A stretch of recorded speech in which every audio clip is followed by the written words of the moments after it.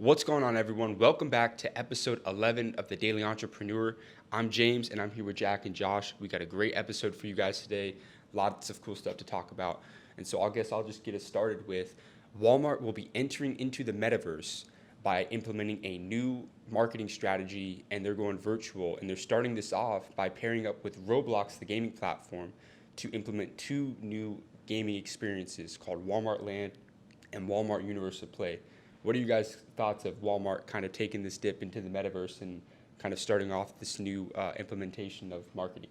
I think it's great. I think there needs to be competition in the AR, VR, metaverse space. Really, the biggest name out there is obviously Meta with their version of the metaverse, but they've had some kickbacks and a lot of pushbacks from the consumers about whether or not people are really into what the product that they're delivering. There's a lot of money being poured into that, and the consumers aren't really ingesting into it as much. In order to really ingest in it, you also need the headset.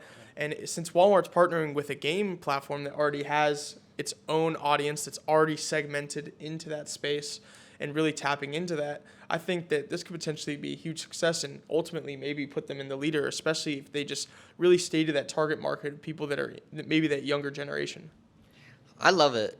I mean, Roblox is huge, and if you want to target that younger market, I couldn't think of, honestly, probably a better game besides, either Fortnite or Minecraft. And Roblox is already an established game, already hundreds or thousands or millions of players already on the platform on a daily basis. And in terms of marketing, of trying to reach that younger audience of 25 and younger, not only is Roblox already an established brand, but, I mean, you can just, in these platforms, you can basically do whatever you want. You can implement shopping experiences. You can, show off new ideas, host events. So I just think it's great all around for them. Yeah, and I think, the really cool thing, just to kind of talk a little bit about like some of the features that's going to be in Walmart Land and the Walmart Universe of Play. So essentially, Walmart had talked that they're going to have like these virtual toy drops. They're going to have their virtual merch. They're going to have concerts, and I guess other cool interactive things to do at various venues within the Walmart Land. So it's kind of crazy to like comprehend that it's getting this in depth for like the virtual world, but that's just the way that we're going. And I just think in general the marketing strategy on Walmart's end is very neat because there are a lot of companies that have paid various video games in the past, whether it's the Call of Duty or I think Grand Theft Auto, there was some brand marketing as well. And even if it's not just video games, but even companies like paying movies to like feature a BMW. BMW is known for doing that. Well, they'll pay hundreds of thousands of dollars just to feature their car in like a premiere movie or something like that. I think that marketing strategy, it's different because it's not just your television commercial TV marketing, but rather you're going into the movie, into the video game, to where it just looks so natural, but it's that brand recognition that you see. Oh, that's a BMW. Oh, is that Walmart? It's like, and you kind of start to adapt that where it's more recognition and you're more comfortable and familiar with the brand. So I just think that I love that strategy of marketing on Walmart's end. Yeah, I'd love to look at this too from the perspective of how can third-party entrepreneurs make money in this kind of move here. And I think that has to do, forgive me if I'm wrong, I'm not 100% up to date with how Roblox kind of works, but I'm pretty sure people can kind of design their own games like within Roblox and stuff own maps like that. on servers. Exactly, yeah. And so maybe this gives an opportunity since, they're going to need people to create new worlds for this metaverse. They're going to need people to create games. This opens up an opportunity for maybe the development of independent developers as well as maybe third-party entrepreneurs. Since in the Web3 world, you get paid for what you put out. It's not just like on Roblox where maybe you might get like some virtual coin, but maybe this actually could translate into something where it's a more stable coin of payment, or like a crypto or something like that. Yeah. And this is a little bit off topic, but it just kind of reminds me of it makes you think, who's going to build this world within the server, right? And what this brought me back to was Mr. Beast. Mr. Beast has his own gaming channel, and he pretty much has someone, he covers like Minecraft. He has like 2 or 3 people he hires full-time that just builds the maps for him. So I'm thinking, who's going to build the map for this? It's probably going to be someone getting a nice little bag to build this out. Yeah, they're going to get a huge check. The crazy thing is when you brought up Minecraft earlier, I was wondering for a second there, I was like, why would Minecraft not be the game to go to? And the only reason being is the shopping aspect. I feel like Roblox is a better platform to have like a virtual shop in, which I think would be interesting. 100%. And I think that just about brings us to our next topic. Tom Brady has requested a shorter work week. He's been in the league for about 23 years now and has now let his team know that he's not coming in on Wednesdays anymore. After all that he's accomplished in his career, do you think he's earned the right to say that he doesn't want to come in on Wednesdays anymore? Yeah, I mean, I think it all comes down to performance. You know, if it has to do with kind of recovery purposes, or I know that him and his family kind of had a lot of issues behind the scenes of him. You know, that was kind of the discrepancy that he had with his wife, of him not spending enough time with the kids or whatnot. I didn't know the whole situation there, but I mean, look, it comes down to performance. If Tom Brady can win games and he takes Wednesday off, he can do that. There's a very select few players that I think can, but I think that he ultimately, I'll stand by. I think, yeah, he can do that if he wants to. You know, it's his team at the end of the day. It's Tom Brady's team. At this point in his career, if I'm the Buccaneers, I'm giving that man anything that he wants. Yeah. Literally. He got you a ring when he was like 43, I think. You got your fan base excited about your team. Yeah, he brings so much attention to the team. The thing is, too, is that I feel like if you're the Buccaneers, you need to trust Tom Brady on this. He's not taking the day off probably to just go, you know, slack off and just like really like his head's not going to be in the season. You really need to trust that he's doing this for the purpose of wanting to bring more wins to the franchise. He's saying that, hey, I'm older, but I'm still I'm your best option at the QB spot. I need this extra day just because I need to maintain my health. You see guys like LeBron James, who's 37, 38, still in the league, still one of the best players in the league. And the only reason why he's able to do this at this age and why his peers like Dwayne Wade have had to retire is maybe because LeBron has put millions of dollars into trainers and diet and keeping his body. Tom Brady does the same thing. And so maybe this a group decision between him and his staff and everything saying, hey, you could use the extra day of rest. It also could maybe give you time to mend things over with the family, give them some more time and stuff like that. Yeah, I was going to say, I'm not even thinking about the physical aspects of it. I'm thinking purely just mental health and everything he has going on behind the scenes right now.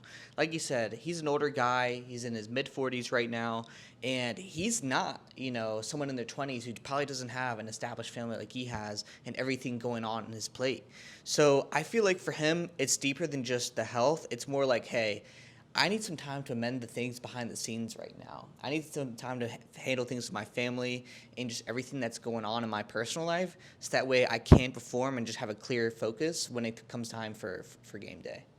Yeah, he's the type of leader that just because he needs that day off, he's not wanting to neglect the team. I'm sure that when he's there, he's sharp and on the ball, and I'm sure his chemistry with his team, if impacted at all, would only be by a little bit. I really don't see him taking a day off. If anything, his teammates probably want him to do what's right to get him right on the field. Grand Theft Auto 6, the most anticipated game of the decade. A hacker recently went into their system and released footage of the upcoming game. This same hacker also was involved in an incident with Uber last week, and thankfully, they caught the hacker and were able to arrest him. What are y'all's thoughts on this? Yeah, I mean, it's kind of crazy, and this is, again, another reason why I think cybersecurity, so many people stress that it's going to be one of the most profitable fields over the next 10 to 20 years in the coming decades, just because of how, enhanced people like this hacker are getting. If you're able to break into a system by Rockstar Games, right, and hack into their software and whatnot, and be able to find some of that footage. I mean, it's honestly crazy that someone was that gifted in that area to be able to pull off something like that. So very interesting. I actually didn't see any of the footage of GTA 6, but I feel like as a company, right, you have this massive time off from your last game release and probably being one of the most anticipated, like you said, games of the decade. One of the most anticipated games ever because of how great GTA 5 was and how renowned that game is. It's gotta hurt, if something like that gets released and you have these big plans to do a big rollout and whatnot, and then you have footage getting released. So yeah. And so first, you're right. It's actually insane that someone was able to break in. And what's even crazier about that is that the fact that they were 17 years old. So the guy's probably not even finished high school. 17 years old. So the guy's probably not even finished high school yet, and he's already hacking into Rockstar Games. But something I want to talk about is over Twitter, everyone was getting heated over like the leaked footage and like how the game looks. And I just personally just thought this was a little bit ridiculous that people were like, oh, like the game doesn't look that good yet, or like GTA 6 is going to be a bust. And how can you judge a game on an unfinished product? Like the game's clearly not coming out probably within the next year at least, 2 years probably. And when I saw the footage, I actually thought it looked pretty good. It could be a scrap clip too. The clips that got released, they could just be scraps and stuff like that. Exactly. I just think it's wrong that people are trying to judge a game on footage of something that's unreleased and not a finished product. Yeah, and I'm just hoping that that they really just take their time to keep going with the release. I mean, we're all waiting for GTA 6, but to be honest with you, it just like good things take time to make. Let the artists do what they do best, and so they really need to just take as long as they need to try to get this game done and finished to the best, because they've been able to sell GTA 5 for a decade now. Yeah, and I'm just wondering, like, what are you guys doing? How are you guys responding to this if you guys are Rockstar Games? Having your upcoming unreleased game being leaked.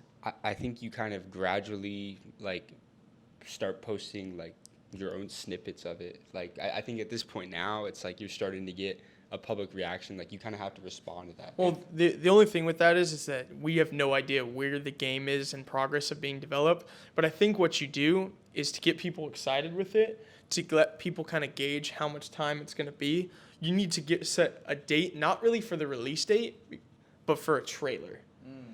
Really just put out on the thing, Grand Theft Auto 6 is coming. Here's when we're going to release the trailer. And that might sound like, too much, but at least it gives people something to hang on to. And it's just like, okay, then we can make up our minds whether this is going to be an interesting game or not when the trailer comes out. Basically to get people to say, like, let us do our thing, stop talking based off the stupid clips that got released. Let us do our thing, and we'll show you in the trailer. And then, we're going to make that game incredible.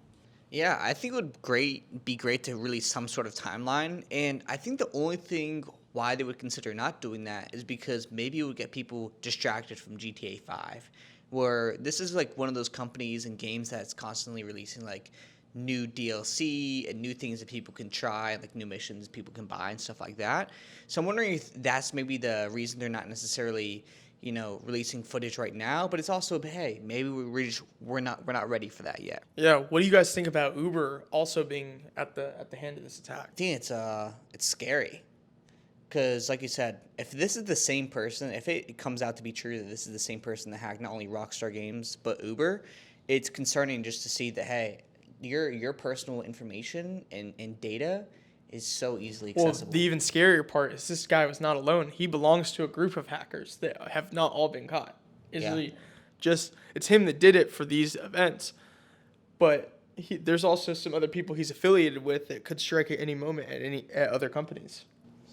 Yeah. And like you were saying, Josh, it's like if these big companies can get hacked, then individual people, it isn't going to be very hard. If someone really wants to hack you and they know how, it's like it's scary, Yeah, well, the worst part is too, since if they could hack footage at the Rockstar company or even in Uber, the thing is all these companies, they take in transactional data. They take your credit card numbers, they take your address, they take whatever you have to put in to make a purchase. And so I've seen a couple cybersecurity hacks over the years where you're attacking a company and all they want is the credit card data that they have on people. Yeah, terrifying. Yeah, that's why I always say the next World War, I don't think it's going to be necessarily the part on the ground that's going to be scary. I think it's the cyber war that's going to be the scariest. Shutting down power grids, all that is going to be the scary part. Unless they just nuke every country. Yeah, in that case, we're all go to shit. Yeah, we're probably done. That about wraps it up for episode 11 of The Daily Entrepreneur. I'm here with Jack and James, and I just want to let you guys know to never give up some for show money for mo money, or else y'all gonna end up with no money. No money. You know what I'm saying? Yeah. Catch that in one of our most recent reels on the main School of Hard Knocks. Hope you guys have a great rest of your day. Please leave a like and subscribe. Peace.